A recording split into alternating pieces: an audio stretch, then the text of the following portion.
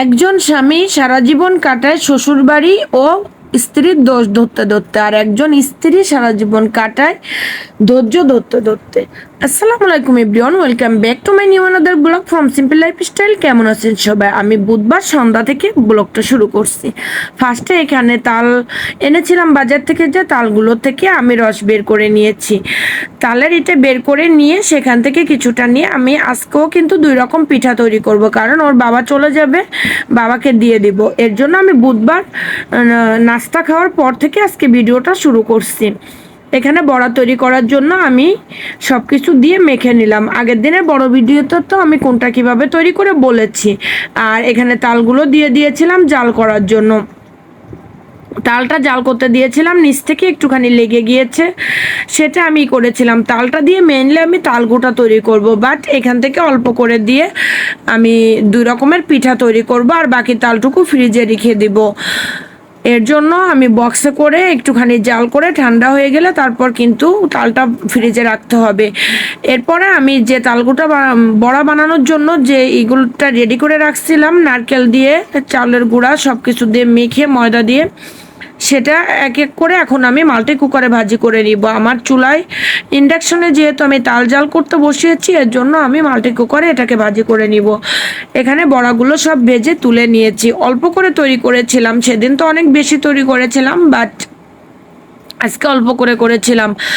তবে আমার নাকি সব কিছুতে চিনি কম হয়, এর জন্য আমি চিনিটা বড়াতে অনেক বেশি দিয়েছিলাম, এখানেও অনেকটা বেশি দিয়েছি, তারপরেও নাকি অনেকটা কম হয়ে গিয়েছিল, পরবর্তীতে আর একটু অ্যাড করা হয়েছিল। যাই হোক, আমি ছোট মানুষ, আমি যেভাবে পারি সেভাবে পিঠা তৈরি করি। এখানে আমি সিদ্ধ পিঠা তার তৈরি করার জন্য ডোটাও আমি রেডি করে নিয়েছি। প্রতিদিন তো একই ভিডিও দেখানোর কিছু নাই, এর জন্য আমি আজকে ভিডিওটা একটু সংক্ষেপ করেছিলাম। দেন এখানে দেখেন পিঠাগুলো বানিয়ে আমি এখন আস্তে আস্তে ভাজি করে নিচ্ছি। তবে আমার হাতে যেহেতু সময় খুব কম ছিল, তারপর শরীরটাও ভালো লাগছিল না, তাই আমি একটু বড় বড় করে পিঠাগুলো সেদিন কেটেছিলাম। হাতে সময় থাকলে ছোট করে কাটতাম, বাট একটু মোটা মোটা করে বড় করে কেটে নিয়েছিলাম। এভাবে তাল পিঠা তাল বড়া খেতে তো আমার বাবা অনেক বেশি পছন্দ করে, ওর বাবারও অনেক বেশি পছন্দের রেসিপি এটা। দেন আমি এখন কিন্তু বৃহস্পতিবার সকালে চলে আসলাম। আমি বৃহস্পতিবার মর্নিং শুরু হয়ে গেল, রাত্রে পিঠাগুলো তৈরি করে আমি রেখে দিয়েছিলাম। পরে মর্নিংয়ে ফার্স্টে এখানে একটা লাউ কেটে নিয়েছি। লাউটা দেখতে অনেকটা কচি ছিল, বাট সিদ্ধ হচ্ছিল না, একটুখানি কম গলে গিয়েছে আর কি। আর কিছুটা চিংড়ি মাছ এখানে ভাজি করে নিব, বোনা করে নিব। এর ভিতরে আমার বাবাটা যেহেতু একটু সকাল করে প্রাইভেট ছিল সেদিন, আমার বাবাকে একটু সকাল করে যেতে হবে, তাই আমার বাবার জন্য একটা ডিম ভাজি করতে দিয়ে দিলাম। একটাই ডিম ছিল বাসায়, ডিম শেষ হয়ে গিয়েছিল, এর জন্য একটা ডিমে আমি এখানে ভাজি করে নিয়েছি। ডিম ভাজি করে আমার বাবাকে, আর রাতের যে পাঙ্গাস মাছের যে চচ্চড়ি করেছিলাম ওইখান থেকে পাঙ্গাস মাছের চচ্চড়ি ছিল, সেটা দিয়ে আমার বাবাকে খাবার দিয়ে দিলাম। ডিম ভাজিটা শেষ করে ফার্স্টে এখানে আমি চিংড়ি মাছগুলোকে ভাজি করে নিব। ওর বাবা যেহেতু চলে যেতে চেয়েছিল, চলে গিয়েছিল, অর্ধেক পথ থেকে আবার ফেরত এসেছিল আর কি, সেখানে আমি ওই চুলাতে আমি চিংড়ি মাছটা ভাজি করতে দিয়ে দিলাম, লবণ হলুদ একটুখানি মরিচের গুঁড়া দিয়ে মাল্টি কুকারে। আর ইন্ডাকশনে আমি এখানে লাউয়ের তরকারিটা বসাবো। আমার কিন্তু গ্যাস শেষ হয়ে গিয়েছে, রাস্তা খারাপ হওয়ার কারণে আমি গ্যাসটা আনতে পারছি না, আমার রুট বন্ধ আছে, এর জন্য আমার রান্না করতে একটুখানি প্রবলেম হচ্ছে। আজকে সারাদিন পর এই যে এখন ভয়েস ওভার করছি, কিছু সময় আগে একটু দুপুরে খাবারটা খেতে পারছি। যাই হোক, চিংড়ি মাছগুলো ভাজি করে তুলে নিয়েছি। এদিকে আমার মশলাটা কষানো হয়ে গিয়েছে, এর জন্য আমি এখানে লাউটা দিয়ে দিয়েছি। 2 চুলায় রান্না করতে গেলে ক্লিপগুলো কিন্তু এভাবে আসে, আর 2 চুলায় রান্না করলে আসলে রান্নাটা একটু ঝটপট হয়। রান্নার বাইরেও তো মানুষের অনেক কাজ থাকে, শুধু এই একটা বিষয় নিয়ে তো বসে থাকলে হবে না। তবে লাউটা একটা দিন ফ্রিজে ছিল, এর জন্য নাকি জানি না একটু গলছে কম আর কি, বাইরে থাকলে শুকিয়ে যাবে, এর জন্য আমি ফ্রিজে রাখছিলাম। তবে লাউটা খুব বেশি সিদ্ধ হয় নাই।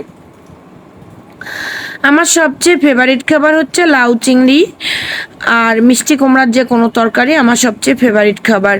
দেন এই পর্যায়ে এখানে আমি অনেকগুলো পেঁয়াজ দিয়ে দিয়েছি। চিংড়ি মাছ বোনাতে সাধারণত পেঁয়াজের পরিমাণটা একটু বেশি প্রয়োজন হয়। কালারটা মাশাআল্লাহ অনেক সুন্দর এসেছে। আদা রসুন পেস্ট দিয়েছিলাম, লবণ হলুদ মরিচের গুঁড়া ধনিয়া গুঁড়া, আর গোটা মশলা তো দিয়েছিলাম। একটা এলাচ দিয়েছিলাম, 2 টুকরা দারচিনি, একটু 2টা লং, 2টা গোলমরিচ দিয়েছিলাম। আপনারা চাইলে এগুলোকে গুঁড়া করে দিতে পারেন, বাট এভাবে আস্ত অবস্থায় দিতে আমার কাছে ফ্লেভারটা তেলের উপরে ভেজে নিলে আরও বেশি ভালো আসে। এই পর্যায়ে এখানে আমি হাফ কাপ পরিমাণ পানি ইউজ করেছি আর সামান্য একটু পরিমাণ চিনি ইউজ করেছিলাম। চিংড়ি মাছ যেহেতু মিষ্টি জাতীয় তরকারি, এখানে একটুখানি চিনির পরিমাণটা ব্যবহার করলে খেতেও ভালো লাগে। আর এখানে আমি একটু পানি ইউজ করেছি মশলাটা কষানো হওয়ার জন্য। মশলাটা যখন সুন্দরভাবে কষানো হয়ে যাবে, উপর থেকে তেল ভেসে আসবে, তখন আমি ভেজে রাখা চিংড়ি মাছগুলো দিয়ে দিব। চিংড়ি মাছ তো আমার বাবার অনেক ফেভারিট একটা খাবার, ওর মামা ওর জন্য পাঠিয়েছিল, তাই এখনও আরও 2 দিন আমার বাবাকে আমি রান্না করে দিতে পারবো। অল্প করে হলো, ওর বাবা ছিল এর জন্য একটু বেশি করে রান্না করা হচ্ছিল, 2 জনে খাবে। আমার এবার এই বড় চিংড়িগুলো খেতে একটুও ভালো লাগে না, আমি খাইও না কখনো। তবে ছোট চিংড়ি আমার অনেক বেশি পছন্দ। ছোট চিংড়ি হলে আমি যে কোনো তরকারি রান্না করতে পারি অনেক মজা করে।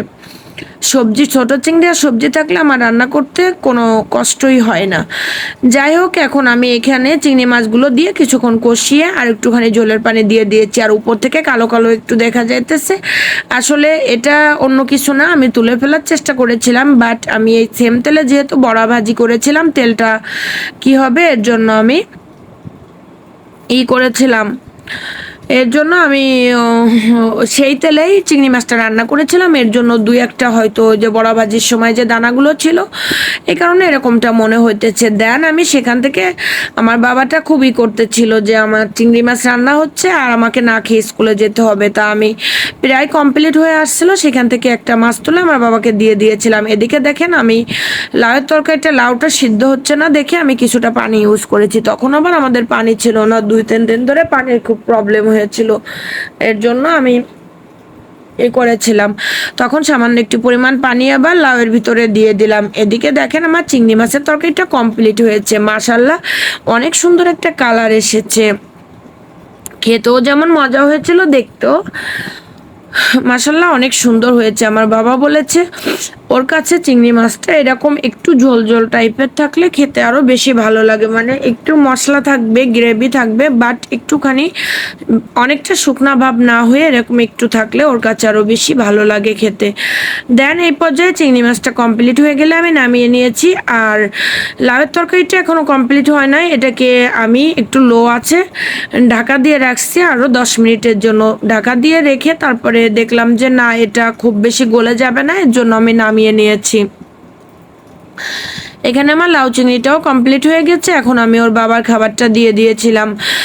দেন তারপর সন্ধ্যার সময় এর ভিতরে ওর বাবা চলে গিয়েছিল, সেখান থেকে আবার তো দুপুরের দিকে চলে আসলো বাসায়।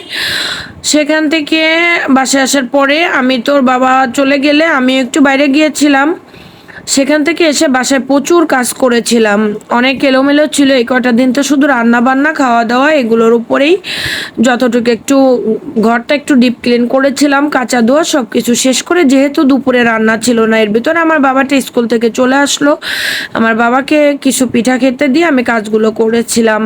তারপর সন্ধ্যায় আমার বাবা বেলপুরি এনেছিল আর অনেকগুলো বাজার এনেছিল, বাজার ক্লিপটা আসলে নিতে ভালো লাগছিল না, তাই নিয়েছিলাম না। দেন মেহমান যেহেতু আবার ফিরে এসেছিল, তাই তার জন্য আমার তো রান্না তো করতে হবে। সেই রান্নার ভিডিও থেকে আবার আগামীকাল থেকে ভিডিও আপলোড করা হবে, কারণ ভিডিওটা অনেক লং হয়ে যাবে, এর জন্য আর আপলোড করা হয়নি। আল্লাহ হাফেজ, ভালো থাকবেন সবাই, সুস্থ থাকবেন। নেক্সট কোনো ভিডিও নিয়ে আবারও কথা বলতে চলে আসবো, সেই পর্যন্ত সিম্পল লাইফস্টাইলের সাথে থাকবেন।